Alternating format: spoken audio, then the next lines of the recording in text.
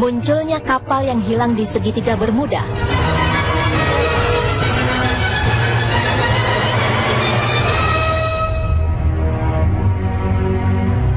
Segitiga Bermuda memang sering memakan korban, walaupun sampai sekarang belum diketahui secara pasti apa yang menjadi penyebabnya.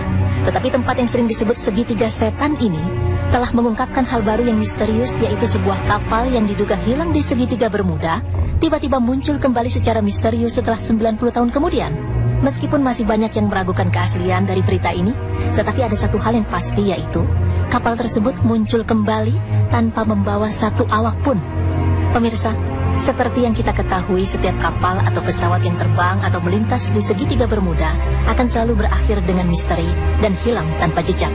Dan salah satu kapal yang lenyap di segitiga Bermuda dan muncul kembali ini adalah SS Cotopaxi.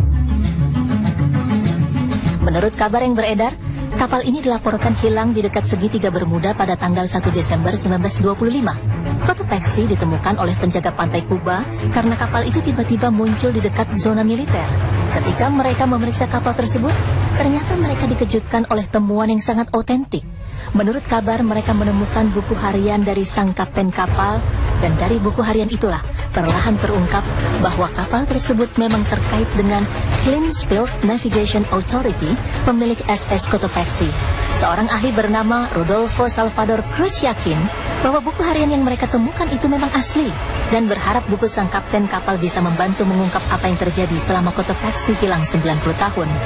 Pemirsa, terlepas benar atau tidaknya berita tersebut, yang pasti segitiga Bermuda itu memang memiliki misteri yang sulit untuk diungkap.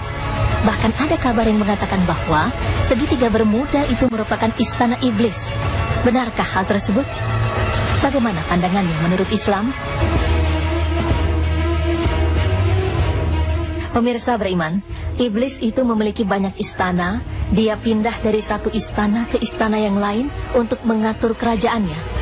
Anak perempuannya yang paling besar juga mempunyai istana dan pengawal, sedangkan anak yang laki-laki memiliki istana yang sangat besar. Dari istana tersebutlah mereka mengendalikan seluruh aktivitas penyesatan mereka terhadap umat manusia. Iblis memiliki markas besar di kedalaman samudra, seperti yang diisyaratkan Allah dalam firman-Nya yang artinya, Dia membiarkan dua laut mengalir yang kemudian keduanya bertemu. Di antara keduanya ada batas yang tidak dilampaui oleh masing-masing. Quran Surah Ar-Rahman ayat 19 hingga 20. Sesungguhnya iblis meletakkan singgasananya di atas air atau laut, kemudian ia mengirimkan pasukannya. Pasukan yang paling dekat kepadanya adalah yang paling besar fitnahnya. Salah seorang dari mereka datang dan berkata, "Aku telah melakukan ini dan itu." Iblis pun berkata, "Kamu belum melakukan apa-apa." Kemudian datang lagi salah seorang dari mereka dan berkata, "Aku tidak tinggalkan sampai aku memisahkannya dengan istrinya." Maka iblis pun mendekatinya dan berkata, "Sebaik-baiknya pasukan adalah kamu." Hadis riwayat Muslim 2813. Dan tahukah Anda pemirsa, semua tempat yang merupakan pertemuan dua laut, yaitu pertemuan antara aliran air hangat dan air dingin, tempat itu adalah kawasan yang dipilih iblis dan pembantunya sebagai pusat pemerintahan kerajaan dan negaranya. Hal ini berkaitan dengan pengertian yang dimaksudkan oleh Nabi Muhammad SAW ketika beliau melarang seseorang untuk duduk di antara tempat yang panas dan yang teduh. Beliau mengatakan tempat duduk yang seperti itu adalah tempat duduk setan.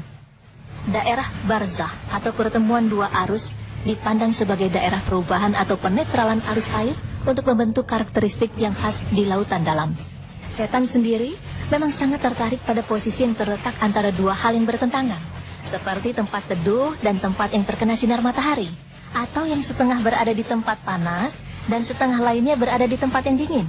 Karena tempat yang demikian itu memberikan kekuatan kepada setan, dan hanya setanlah yang melakukannya. Hal ini sesuai dengan sabda Rasulullah SAW, apabila salah seorang berada di tempat terbuka atau di tengah matahari sedang bersinar, lalu bayangan meneduhinya bergeser, sehingga sebagian dari dirinya terletak di tempat panas dan sebagian lagi di tempat teduh, maka hendaknya dia berdiri meninggalkan tempat itu. Hadis riwayat Abu Daud.